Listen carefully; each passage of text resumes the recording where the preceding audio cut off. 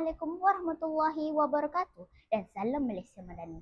Saya Sharifah Nur Ramia Hana kembali bersama tim Pusat Sumber SCA Pekan 1. Pada 11 April 2025 Jumaat telah diadakan sambutan Hari Autism peringkat sekolah bagi meraihkan dan menyokong warga autism di SK Pekan 1. Kami di SK Pekan 1 menyokong inklusiviti dan kasih sayang tanpa sempadan. Sekian sahaja laporan dari saya, wartawan cilik anda. Autism bukan halangan, tetapi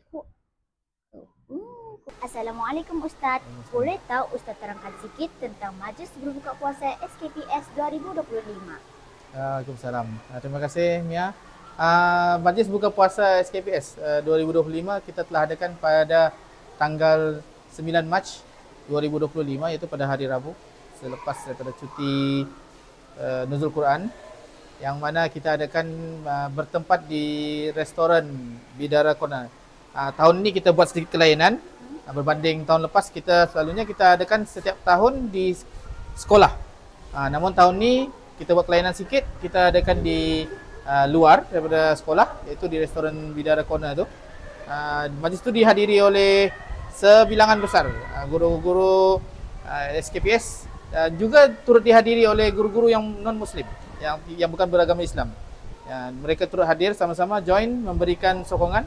Majlis ini juga kita jemput, kita raikan anak-anak yatim SKPS yang bersekolah di SKPS. Seramai, kalau ikut jumlah anak yatim yang ada 34 orang, namun yang dapat menghadirkan diri ada seramai 24 orang sahaja.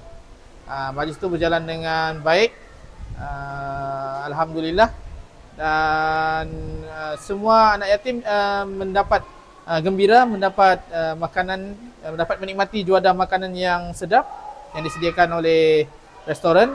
Selain itu, pihak restoran juga telah memberikan sedikit sumbangan berupa wang raya, apa dipanggil, duit raya kepada anak-anak yatim tersebut. Dengan ini saya mengambil kesempatan mengucapkan terima kasih kepada restoran Bidara Corner kerana telah memberikan sumbangan duit raya kepada anak-anak yatim sekolah SKPS pada majlis tersebut. Terima kasih Ustaz. أيوة فيكم مننا نفس روحنا ودمنا قلبنا بيرتاح هوام للي فعلا زينا الكلام نفس الكلام حتى نفس الاهتمام عشرة مش ممكن تهون يوم من الأيام حتى لوننا وشكلنا